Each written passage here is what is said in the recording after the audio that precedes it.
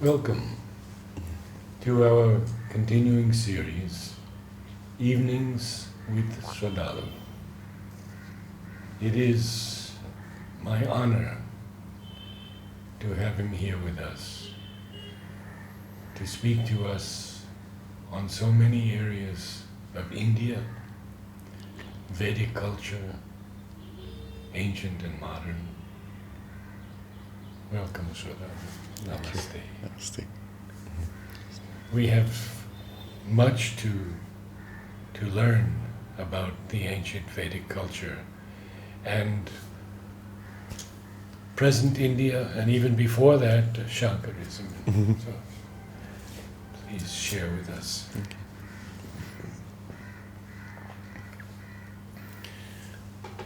When you look at the picture of human evolution across millennia, there is one civilization which has persisted with an unbroken continuity, going back at least 10,000 years, and that is India. All other ancient civilizations have faded out, been overwhelmed, conquered, and lost even their original language or their original values. Egyptians, Sumerians, Mayans. Even the Greek civilization is no more what it was then, has no continuity today of what it was then in its peak. But in India we see not only the continuity, but also the living force of its most ancient inspirations, even impacting today and preparing for a still greater future. Sri Aurobindo gives us insights into that in a way that no one else can.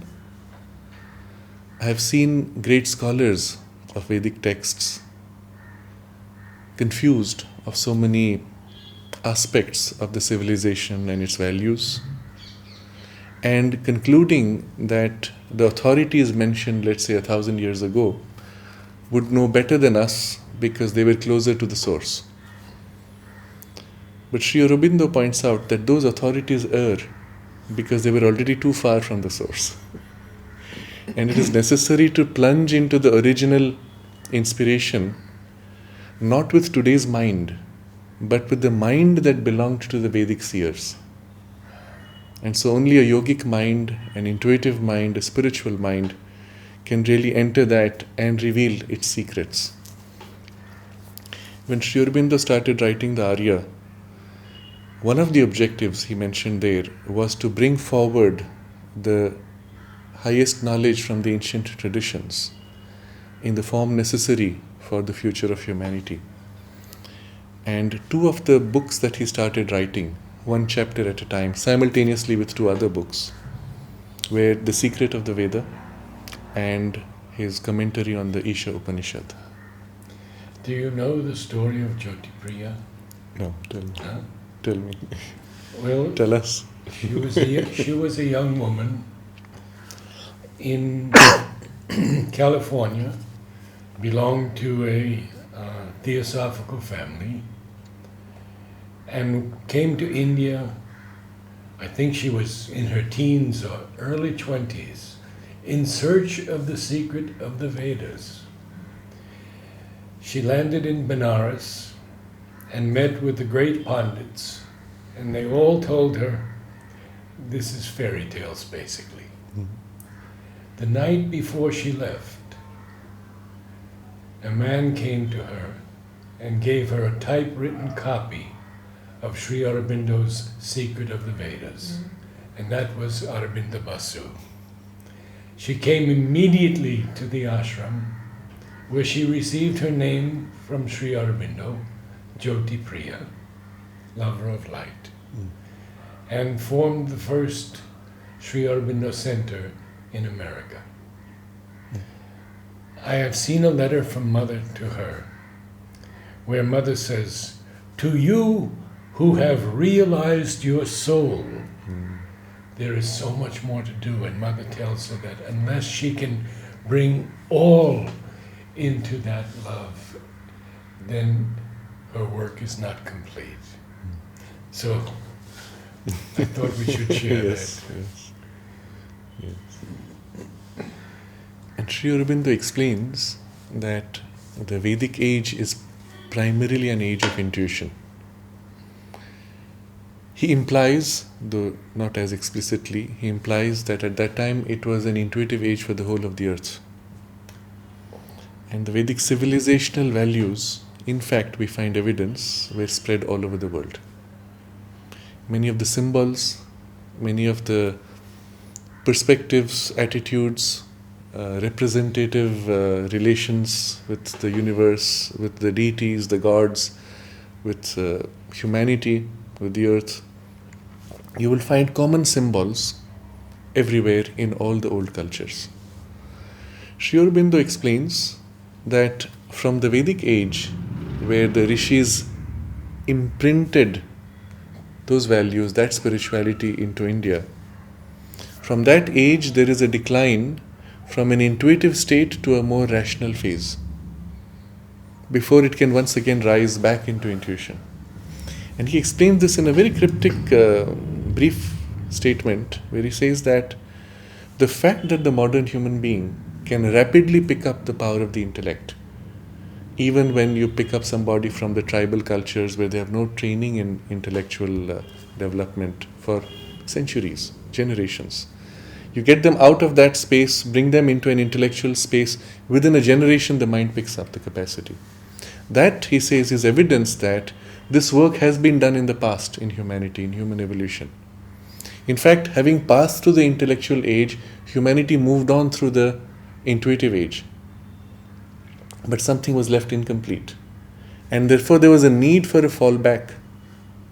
So the Vedic age represents a peak of a previous cycle, after which there is a relapse into the intuitive mind.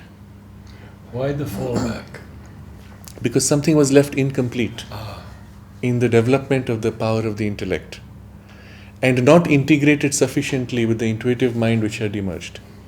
So the fallback brings the imprint of the intuition back into the intellectual development, and then once again returns from there, now properly integrated. That's what we are going to see in the imminent future. It's already happening in a small way, but that's the arc ahead.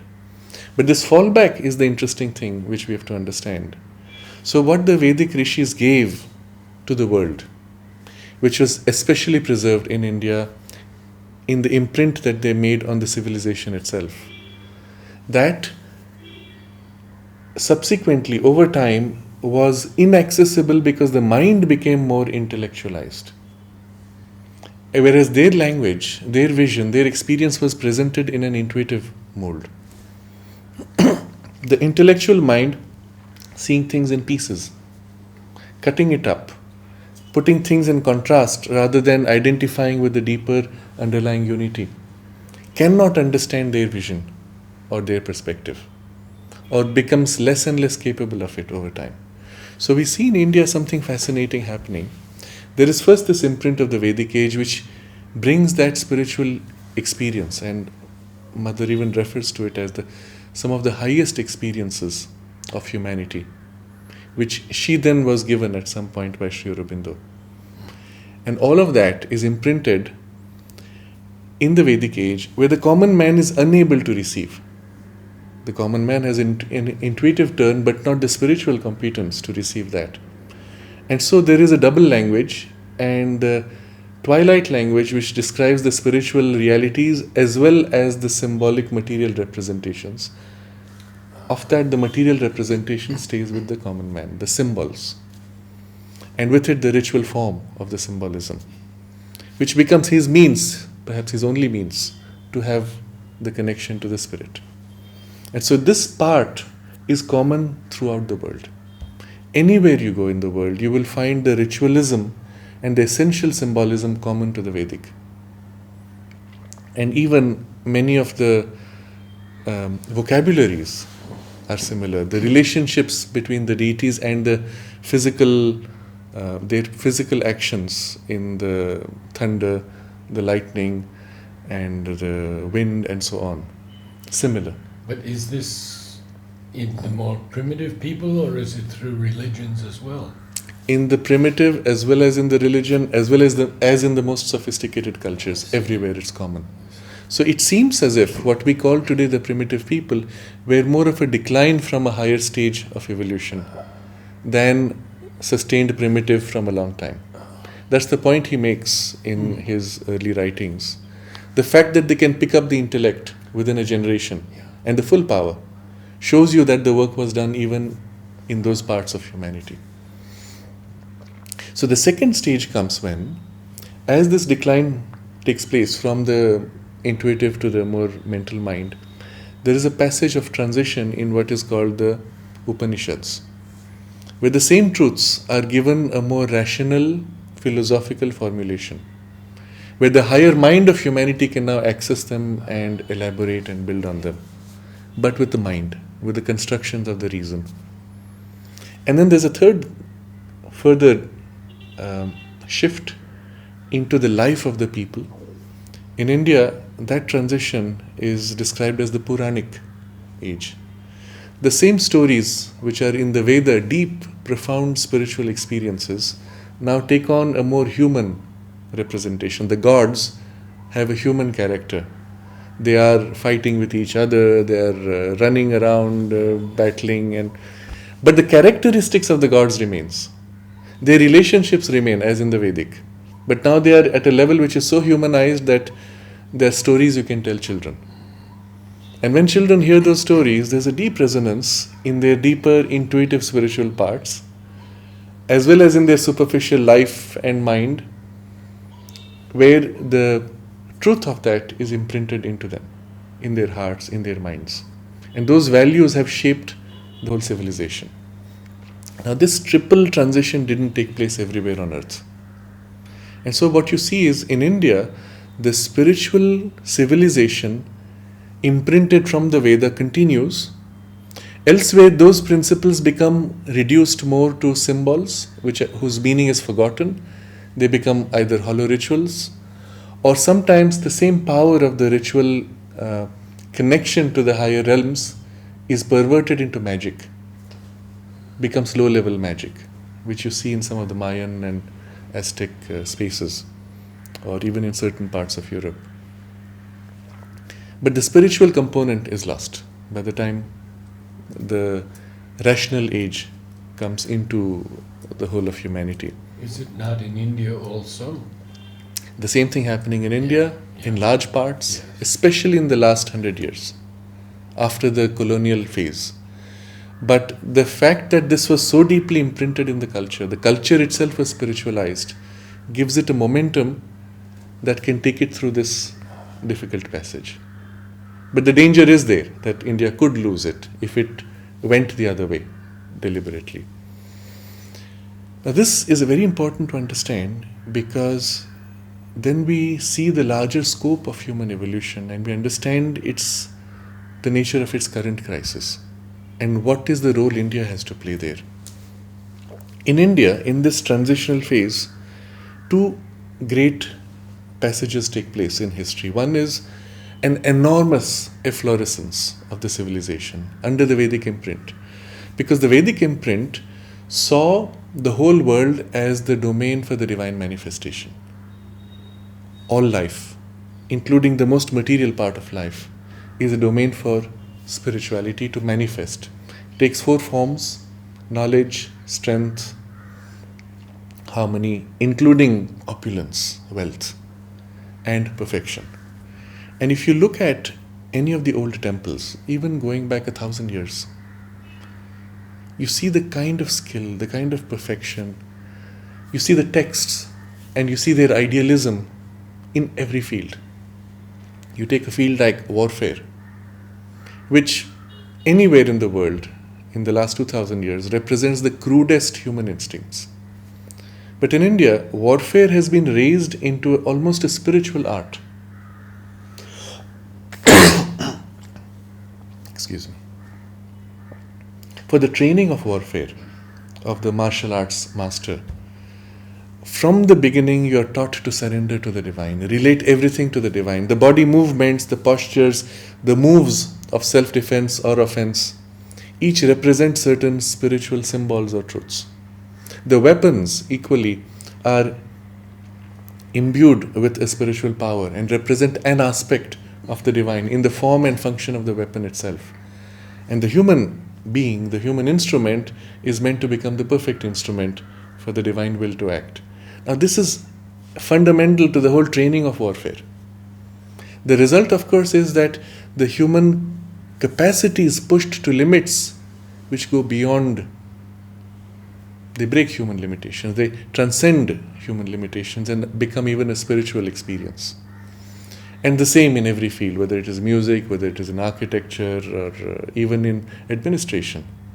In the science of administration, the role of the king and the minister and the whole hierarchy of administration is meant to replicate the way the divine manifests in the universe and rules the universe, so to say. We are only replicating through human structures what is already there. So everything is seen from that perspective. Now, this is the first phase of human Indian civilization, where things blossom because of the spirituality. The second phase is when, almost as if in reaction to this extreme efflorescence of the culture, you have a reaction which says, wait, the source of this, the power of this is in the spirit. Do not lose yourself in the perfection and the opulence of the life forms. Now, this took a form in the Buddhist realization, which said, after all this, the problem of human suffering is not solved. And so the Buddha takes this exclusive focus on the shortest and most rapid way out of suffering. As a result, of course, he gets out of life, abandons life to withdraw into the absolute. In the Vedic civilizational values, this is unacceptable, because the goal was manifesting in the field of life. And if to solve the problem of suffering you have to get out of life, then you've missed the point. The solution to the suffering has to be done through life, not by abandoning life. And so, what we see in the Buddhist realization is something which is incompatible. And therefore, over time, you find the Buddhist teaching itself, although once very dominant in India, eventually moves out of the Indian space. It survives all around India, but not within India. In the transition, there is an effort of Adi Shankaracharya, who comes to re-establish the Vedic ideal, but he must now compete with the power of the Buddhist ideal. And Sri Aurobindo observes he becomes almost half a Buddhist. He accepts that yes, there is suffering, but the suffering is a superficial appearance, and the underlying reality is the divine delight. But in this experience, because of the strong imprint of the Buddhist realization, he has to discard the suffering as illusory, along with life itself as being illusory. The Brahman is the truth, and the word used is mithya, which is translated as falsehood or illusory. Actually, if you go to the root of the word, the root is myth, is relative. It is the domain of the relative.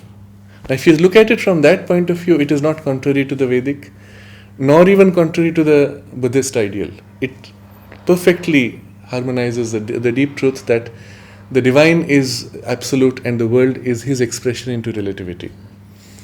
But the huge turn away from the life has not been corrected. And so the divine is truth, Brahma Satyam, and the world Jagat is mithya, relative, as if falsehood to be abandoned. And then a series of other sages and saints come, including Madhvacharya, who remind us of the Vedic ideal, Sarvam Khalu Idam Brahman, all this is verily the Brahman. What time frame here? What years? Spanning over the last 2000 years. Series of sages, saints teaching this and re-establishing into life. Now, in this huge arc of 2000 years, where the imprint of the life-denying spirituality has to be corrected over time, the full correction never takes place. Because Sri Aurobindo points out, the very nature of the Buddhist realization was from a poise of the absolute turning to the relative, and it had the power of the absolute. And the result is that ascetic turn was never fully corrected in India. In practice, it led to the best minds, the most powerful minds, and the most powerful beings turning away and withdrawing from life. What happens to a civilization? It loses its strength, vitality, creativity, and intelligence. And Sri Aurobindo refers to the last, about 1,000 years ago, when you see the last burst of creativity and then silence. All this because of the ascetic turn. Now this we have to see in this big arc of going back 10,000 years. Otherwise you cannot understand the full journey. If you limit yourself to 2,000 years and say this is all India was, then you've missed the point. 8,000 years before, it was something totally different for 8,000 years. And this weakening, this collapse, is as if, Sri Aurobindo suggests, inevitable for two reasons. First, the Vedic civilizational realization had a flaw. The flaw was that the divinization of life was brought down all the way in the mind, in the life energies, but the body was still seen as a support for the spirit. Body itself was not taken into the transformation and divinization. It stopped there. And that Sri Aurobindo refers to as the flaw. But it's a fatal flaw because it leads eventually to a split. Something remains which is not spiritualized, and that fine crack eventually splits to become this schism between the divine life and material life. And inevitably it would have happened. This is one way of looking at it. The other way of looking at it is, again Sri Aurobindo points to this as the tremendous adventurous spirit of the Indian civilization. Anything which could be attempted had to be attempted. And sometimes the most daring, the most dangerous, the most impossible, yes, if it can be done, we should attempt it. And so you see this in every field, in metallurgy, architecture, music, warfare I've mentioned, mathematics. And the challenge was, and the joy of it was, that you do something which is opposite. You take two opposite possibilities and realize them in a synthesis. And the result is a kind of a transcendence. This idea somehow also went into the Greeks, in the early Greeks with the Pythagoras, who came to India and took from India many of these things. You find a similar idea being there in their mystery schools, as if the synthesis of opposites is what gives us the opening to the divine. So in this adventurous spirit, the possibility of an ascetic realization, the going into an exclusive pursuit of the divine in abandonment of the whole world, had to be taken to its full exploration. So again, looking at it from that perspective, the civilization itself was led to play with this among the other possibilities. And of course, this is one of those possibilities where once you go into that extreme, there is nothing to push you back. In the Isha Upanishad, and Sri Aurobindo comments on this, it is declared thus, and this is from the Vedic time, that those who lose themselves into life, abandoning or forgetting the divine, they fall into darkness. But those who pursue the divine in exclusion of the multiplicity of life, they fall into a greater darkness. And Sri Aurobindo explains this saying, in life, if you lose yourself, eventually life kicks you awake. It reminds you of the divine, forces you to grow towards the divine. But if you lose yourself in the exclusive oneness of the divine, there's nothing there to push you back into the multiplicity. So it's a greater darkness, because you have attained to a great realization, but it is one-sided, and you have no way of knowing that it is one-sided and partial. This is what happened during the ascetic phase. And so something, because of course it could not be allowed to remain in that error, so some correction was needed. We see that in the series of invasions that began. With the weakening of the civilization, with the vitality withdrawn, of course, as always happens, the barbarians invade from outside. And Sri Aurobindo comments on this, saying, If not for the Islamic invasions, India would have become a nation of monks. And the invasion served as a shock to awaken the civilization. And so there's this series of struggles to reintegrate spirituality with the demand of life, and particularly this violent assault that is being experienced, which may even destroy the whole civilization. I think I mentioned in one of our earlier discussions how the Sikh tradition appeared as an attempt to harmonize this.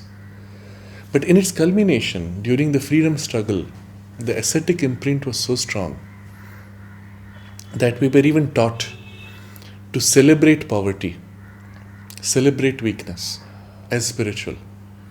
In a large part, this was, you see, embodied in the behavior and teaching of Mahatma Gandhi.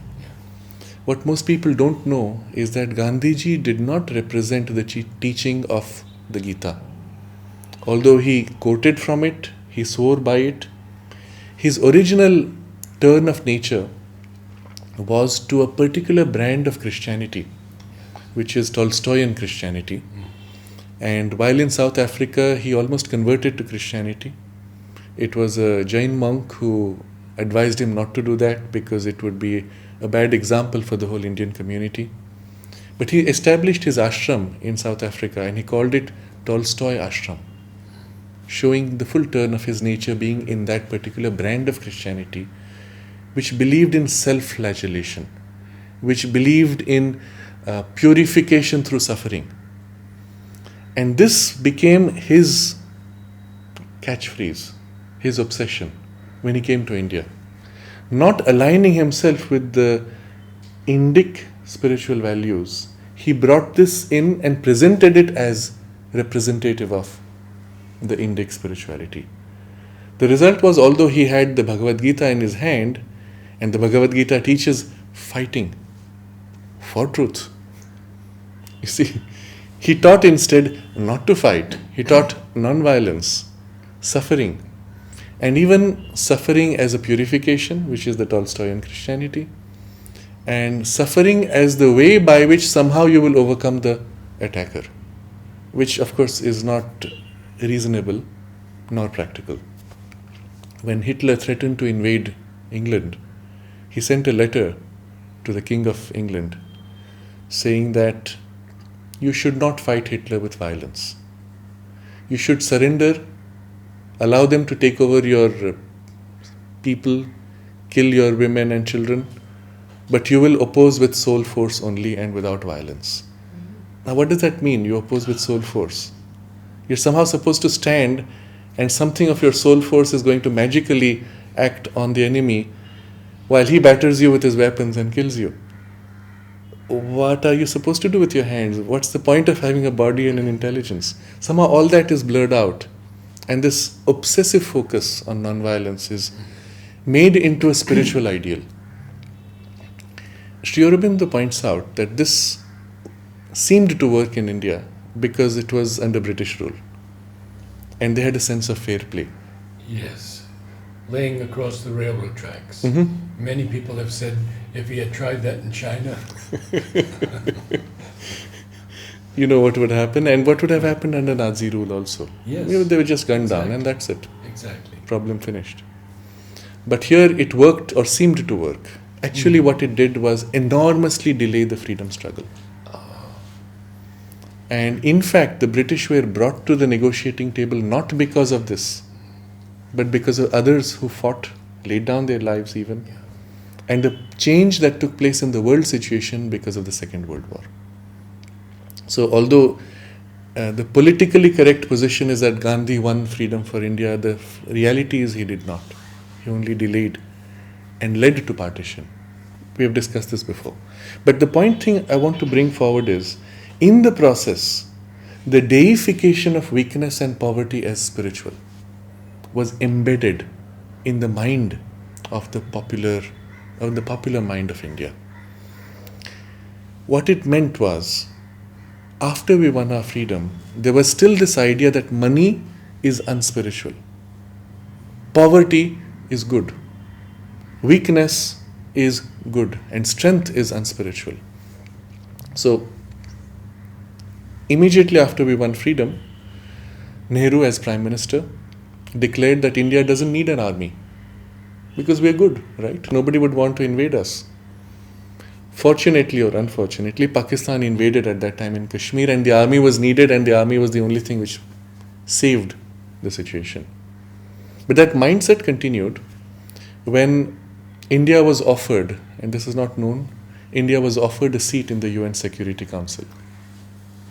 Nehru refused it and said, China will protect us, give that seat to China. China was not offered the seat. Nehru handed it over to China. And you know the disaster that it has caused.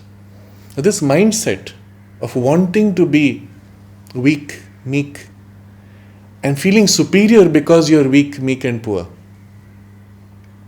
that is perverted Indian spirituality. And that perversion has not yet been completely erased. And this I'm pointing out because it's part of the current crisis in India. I'll come to that shortly. When Gandhi visited England, of course he went with his dress, half bare-bodied. Fine, it's a statement of your attire perhaps, but there was a huge machinery behind to maintain that lifestyle of appearing poor. That has continued among the politicians even today.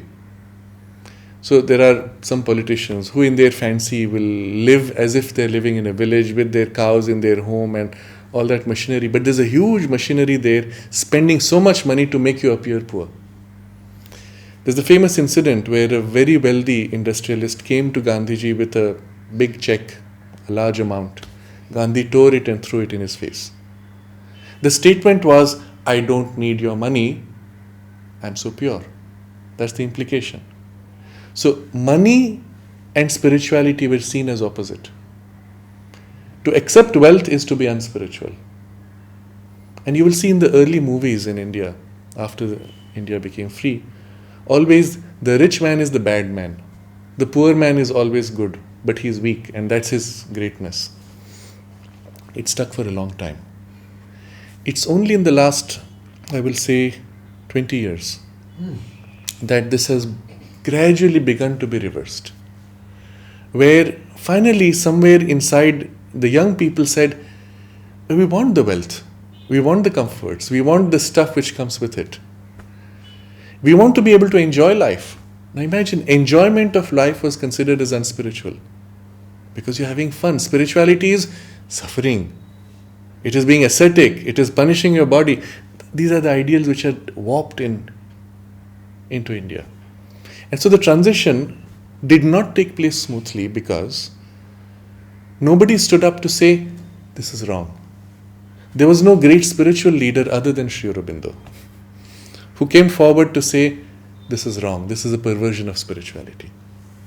And unfortunately, because Sri Aurobindo had left the political field, his statement was insulated from politics. His teaching and his philosophy have been kept out, not only from the political space, but even in the textbooks of India. They will speak of him as a freedom fighter who ran away to Pondicherry, and that's it. It stops there. All the rest is locked out from the public mind. So effectively, there was nobody in the Indian popular space to bring forward this ideal of the life-embracing and life-transforming spirituality. The result has been this crisis because the inner being of the civilization rejects this perversion. It comes forward in the young people as, I want wealth, I want power, I want to enjoy life, in abandonment as if of the spirituality. But it cannot abandon because it's so deeply connected already in the civilizational, in the very stuff, in the being of the civilization. There's a very interesting statement of the then 20 years ago, head of the Indian Army, General B.C. Joshi. He came to the ashram, in fact, and he made this statement, and I was a student then when he said this. He said, I believe, it was a public statement he had made in an interview, that in the very genes of every Indian, there is a capital S, that is spirituality. And he said, I'm head of an army of 3 million people, and I've seen this in the people. And he gave some examples. And the fact is this, I had a discussion on some occasion where we compared the Pakistani army with the Indian army and what drives them. The Pakistani army is built on hate and fear against India. The Indian army have hate towards nobody. We don't need to go out and conquer. We're quite happy with where we are. At best, we are defending. What? We're defending something we love. You see? So the foundation of the whole warfare, even in the modern army, the culture is something you love, which you're protecting. Whereas those others have nothing which they love, they have only a hate of the other. And what happens when the two clash? Of course, this power of something more profound, more real, existent is stronger. Now, this is unique in the history of the world. I'm going to show two aspects which are unique. One is this aspect of the power and the way the Indian civilization has managed power. The other will be wealth. Nowhere throughout the history, going back 10,000 years, has India ever gone beyond its borders to invade others. Internally there are wars, but the way the war was structured, the warring communities, the Kshatriyas, they would fight. The others were left out. They didn't pillage, they didn't plunder, they didn't destroy anything. Life continued as it was while they went to the battlefield, fought, came back. It was only with the Islamic invasions that the pillage and plunder came with war. But India never stepped out also beyond its borders to conquer others. If you see the Roman Empire, it grew strong and wealthy because of the territories that it conquered and plundered. When it lost the territories or stopped the plunder, its power collapsed, its wealth collapsed. And the same thing happened with the British Empire, the same with all the colonial European countries. The wealth was from looting of others, turning others into slaves.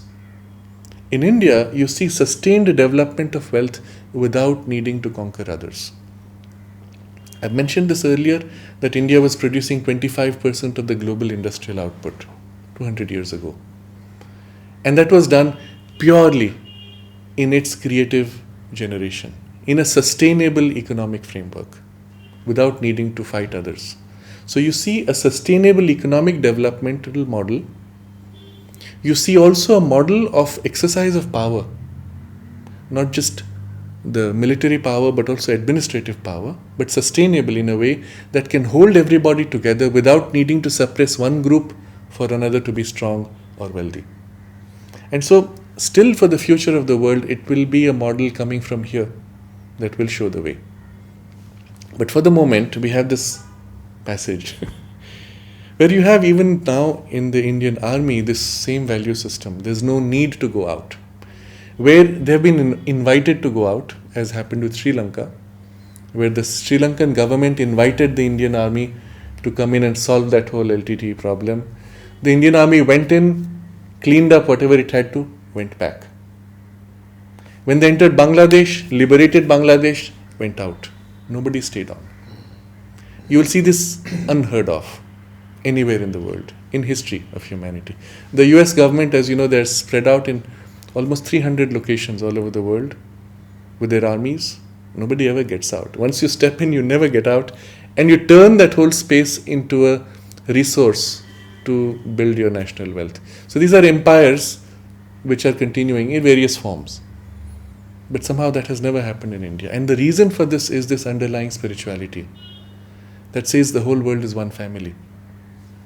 And this statement is so profoundly rooted in the culture that you cannot think otherwise. The transition today, though, is how do you deal with power and wealth? How do you re-embrace it? And since there was not the spiritual acceptance of it overtly, explicitly, there is this passage of a reaction and then an uncomfortable relationship. So those who make the wealth, they look at it as a phase. First I will make my wealth, first I will enjoy life, then I will come back to my spiritual pursuit. So you have separated the two in time. There's still an element of guilt. I had a very interesting experience once. I went to Vedic school. They're being taught in the traditional way. And I tried to convey this truth to them. I said to them, look, wealth is good. There's a reaction. I said, power is good. And finally, to convince them for the final punchline, I said, you worship wealth as Mahalakshmi? Oh yeah, that's true. You worship power as Mahakali? Oh yeah, that's true. Okay, so somehow I fitted it in their structure of conviction. So they have to accept, they can't say no. Okay. 2 hours later, we are driving together, and then one of these guys is going through an internal churning. After those 2 hours, he pops up a question. What you said was very interesting, but I still don't understand how we can see something that is bad as good. And I said, what do you mean? Money is bad. How do you expect us to accept it as good? You see, wealth they had somehow accepted, but money was still bad. And when I pointed out the dichotomy, he had to struggle again. And this is an example of what's happening in India today. There are those who, having taken the turn for wealth and power, have abandoned the spiritual. There are those who have postponed the spiritual. And of late, and I say this only in the last 5 years, there are those who are attempting to integrate. Again, there has not been yet the public articulation of how these are to be united, and that you find only in Sri Aurobindo. And that's why Sri Aurobindo is so important for India, and through India for the world. But it's happening, and it's started, and so one can say it is inevitable.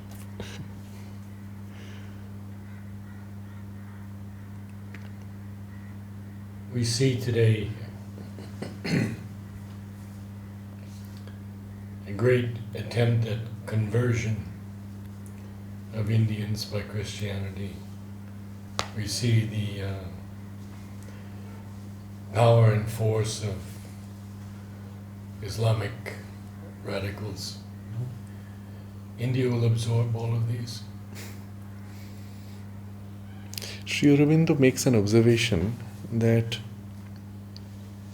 because the foundation of the Indian civilization is spiritual and a universal spirituality, it has the capacity to absorb everything that comes. But for it to be able to enter into a relationship, the other side has to accept its truth also. Now that meant, for example, when Islam entered India, the principle behind Islam, which is the respect for strength and surrender to God, which is at the core of the message and of that whole culture, that India already had, it helped to reawaken it. But on the other side, Islam did not accept the principle of India that all religions represent an aspect of the truth which is multifaceted and one. They did not, or to the extent that they did not, there remained this clash. In the parts of those who were converted to Islam, often by force, and that passage is a very painful passage also in Indian history. Will Durant records that 300 million Indians were killed during the Islamic invasions over a span of about 200 years. And some of them in the most gruesome way. Many were converted, again in the most horrible ways, often at the sword point. Basically they were said, you either convert or we chop off your head instantly. So the result was so many who were converted continued with those values that they already had within India, but now under the form of Islam, which was fine. They had no problem. Which shows you that it is possible to practice Islam without the radical extremism which is now its characteristic in so many places in the world. So the Muslims in India are different from the Muslims, let's say, in Saudi Arabia. And the Islam of India has a character which is Indian. And therefore that is acceptable for the world. And it shows that it's possible. But there has been in the last 20 years particularly a radicalization in India with influences coming from Saudi Arabia, preachers coming from there and teaching, radicalizing the Indian Muslims. The same pattern, though, for a longer duration, came with the radical Christians. And this goes back 200 years. With the British, they made the church a vehicle of state policy and conversion to Christianity as a means of perpetuating state control. And so one of the things they did at the time was they shut down the Indian schools, but they promoted the schools that were run by the missionaries. So any missionary could open a school in India without permission, but Indians opening schools in the vernacular had to take special permission, which was not granted. Interestingly, after the British left, the rule continued. And it is so strange when you think about it. To this day, the rule continues. Vernacular schools have special restrictions from the government for no reason at all, whereas anybody opening an English school or missionaries opening any school have no restrictions at all. Why? British colonial... It continues today. Continues today. And because the politicians find it as a convenient means of dividing society. Promoting what is called minorityism, giving special favors to minority groups that they may give you more votes. And what is ridiculous is there are spaces in India where Christians or Muslims are a majority, but they're still treated with the same benefits as a minority because on the overall Indian space, they are technically a minority. But if you follow the principle of minority promotion, then in those spaces, Hindus should have the benefits. That's not done. So this has unfortunately led to a division of Indian society along religious lines. The division with Christianity was not so obvious. It was done surreptitiously. It's not well known even today. It's not taught in your Indian textbooks.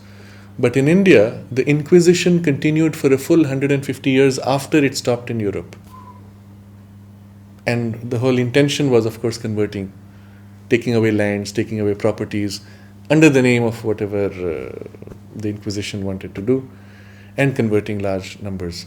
So the conversion into Christianity was used more as a state policy to create a class of Indians who would be rulers, British in taste and Indian in blood, and they would be the rulers for the British.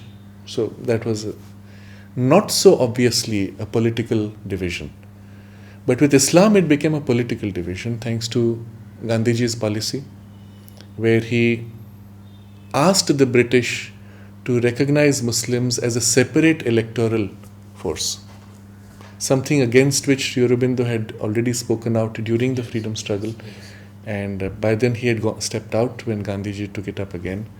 And that is what led to the partition of India. But as a result, the Muslim in India has a confused identity. See, Pakistan's logic was it is to be, a religion is a separate nation. That was the logic, which is not true obviously. But having made that, the people who lived in Pakistan didn't want partition. The Muslims in India who asked for partition did not go to Pakistan. And the result was continuing tendency to think in terms of pro-Pakistan, anti-Indian identities for some Muslims. Even if you say they are a minority, they became a focal point for many Pakistans to form in India. And it was in the immediate transition after the partition, there was a whole passage where many of these pockets had to be reabsorbed and reassimilated into the larger Indian space. But to this day, you will find pockets all over the country where a cluster of Muslims will fly the Pakistani flag while in India. And they will celebrate the victory of Pakistan over India in a cricket match and so on. Now this is in a large part promoted by the Pakistani intelligence. They send money, they send preachers to continue to foment this division. But the practical result is there is a schism, there is a conflict along religious lines, in particular with Islam. Now Sri Aurobindo saw this. When India was partitioned, India became free with partition. In his message of 1947, 15th August. He says it's a birthday gift, but the gift is divided. And he says if this division remains, India's destiny will be greatly, I don't have the exact words, but disrupted, and even the possibility of war and a renewed foreign invasion will exist. And he sees this. And then he says, but this cannot and must not be. By whatever means, this split of India has to be corrected, and the space that is Pakistan, Bangladesh, etc., has to reintegrate with the whole of India. Now, this reintegration is a very tricky question, because the degree to which extremism in Pakistan has gone, any integration today might be even dangerous. Yes.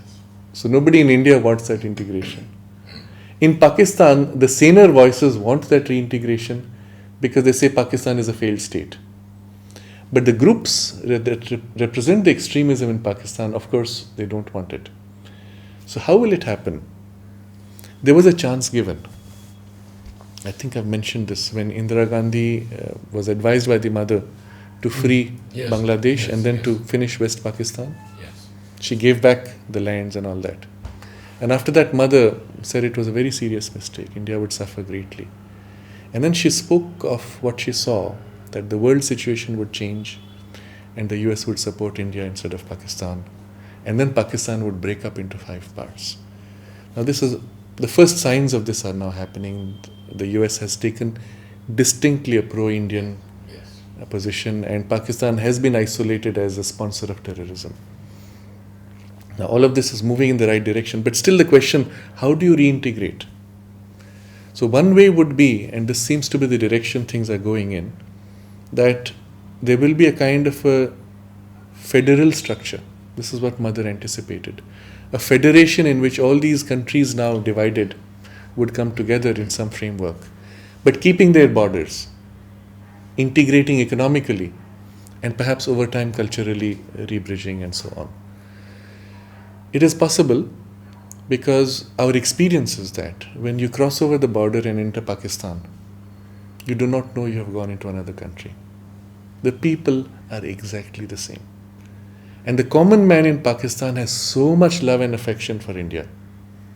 When Indians went into Pakistan for some cricket match a few years ago, they were greeted by the Pakistanis and they were told, oh, you are from India, we give you a free meal. The restaurants would give you a free meal because, well, you are from India. So the camaraderie on the level of the common Pakistani and Indian is so close because the cultural values are still there. They're still intact. So it seems very possible that this integration will take place. The transition is more on that level of the extremist training where people have been brainwashed into thinking in certain ways, and that may need a generation to pass. I would like to ask one last question, if it's perhaps it's for another session, but Hinduism and the feeling amongst many about the RSS. Could you speak on that a little bit? When India became free, Nehru, as I've mentioned before, had a very strong communist imprint, and anything which represented grassroots spirituality or innate Indianness was to him anathema. So not only there was a strong anti-religious, anti-spiritual turn in his policies, but anything that represented those values, he tried to suppress. Now the origin of this group that is called RSS, Rashtriya Swayam Sevak, literally translated as National Self-Service or National Voluntary Service would be the right word.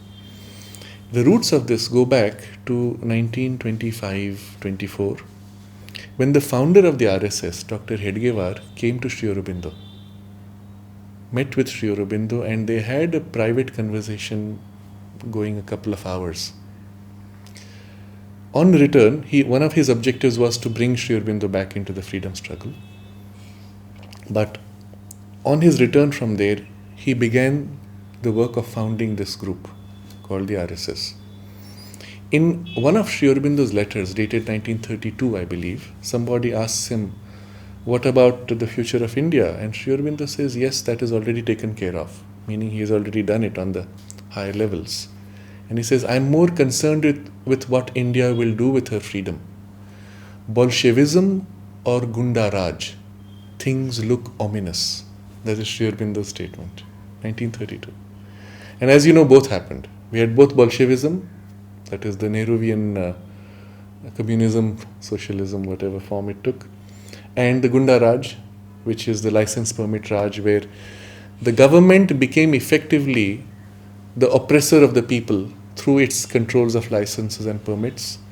And then there were the non-governmental entities, which were the thugs, the gundas, who then assisted people bypassing the government, which was a thug itself, to assist them bypassing the government for money to settle your problems, bypassing the existing legal system which has failed. It continues even to this day. But fortunately, after a certain transition about 20 years ago, the license permit Raj was dismantled. Still controls were there. In the last 2 years, even that has been removed. And you have for the first time an era of real freedom in India. So this Sri Aurobindo foresaw, and there in the same series of correspondences, he's asked about the Hindu-Muslim problem. And he says very simply, let the Hindus get organized and the problem will take care of itself. Now this is a very interesting observation because you have to understand the psychology of Islam. I'm not speaking of Muslims, the psychology of Islam.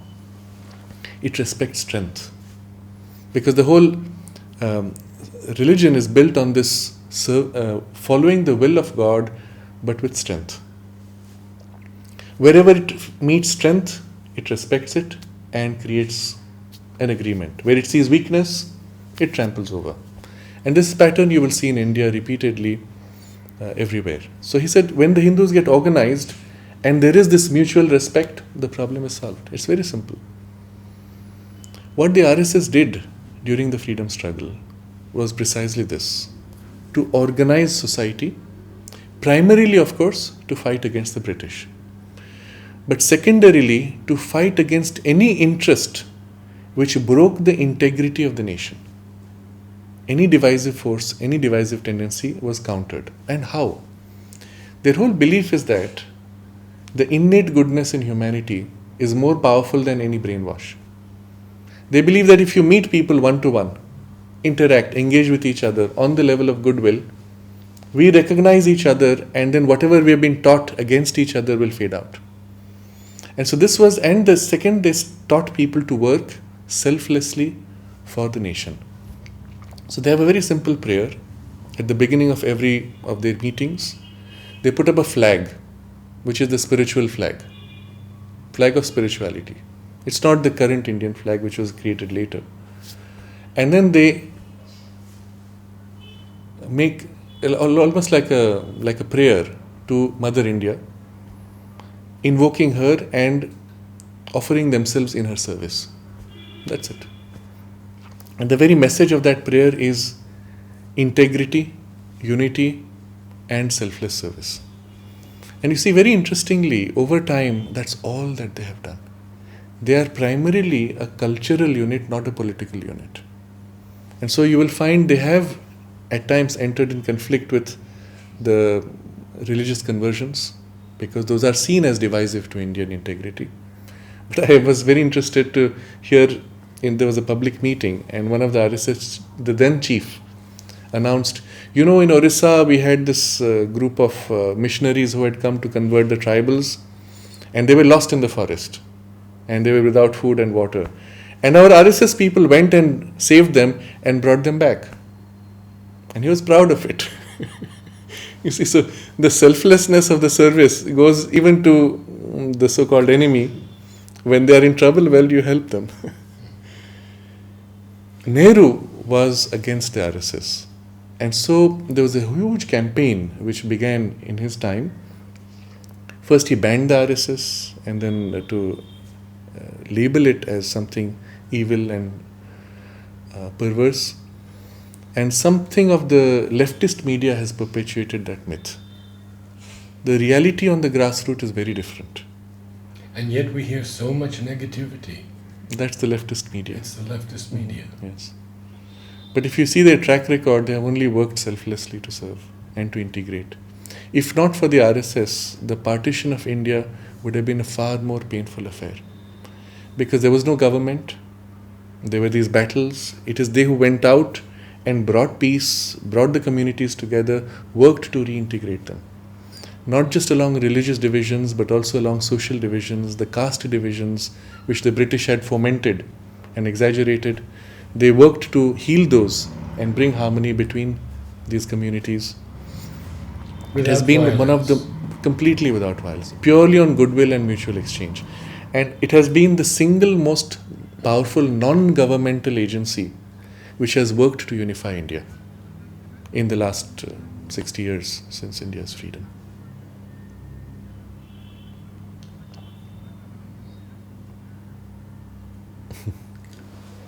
Wonderful. Thank you.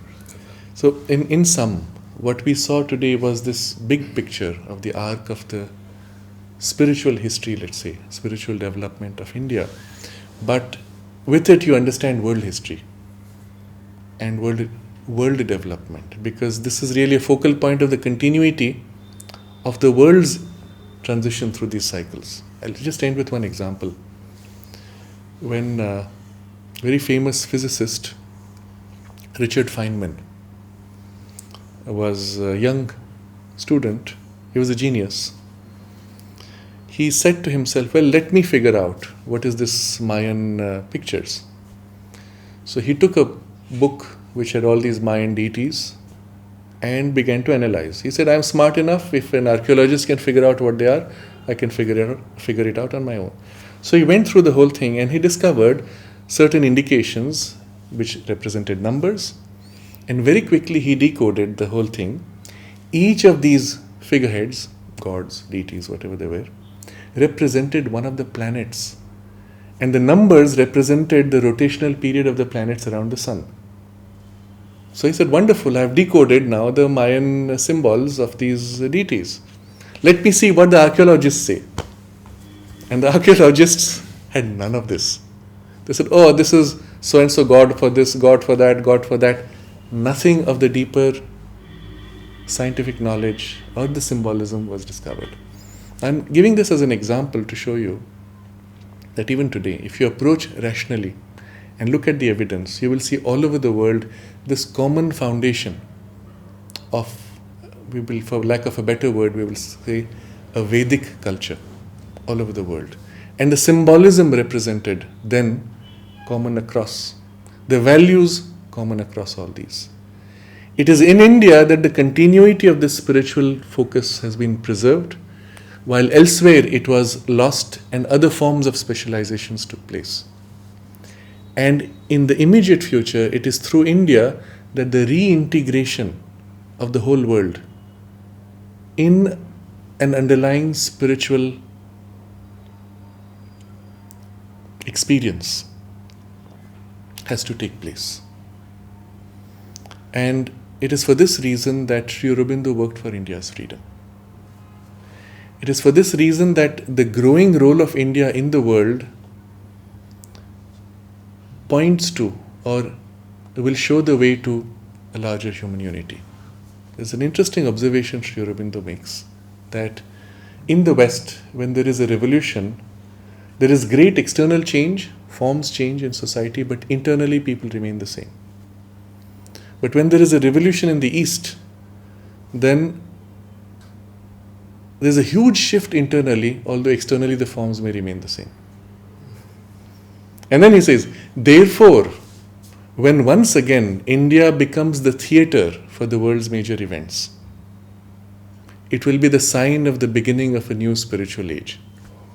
Now you see, the therefore is very interesting and it has profound implications. I won't go into it now. And you see today all over the world is turning to India. Not just for yoga, not just for Ayurveda, which also is there certainly, as a therapeutic means even, that's fine. But also in terms of events, everything that's bothering anyone in the world eventually traces back to something around India and directly relates to India. Most of the world's terrorism you'll trace back to Pakistan, which is directly related to India, for example. Okay, and so on. And so we are at the cusp of a very interesting transition where India will play an increasingly more influential role, but on a very different basis. And hopefully it will be the spirituality of India which will guide that role that it has to play. Thank you.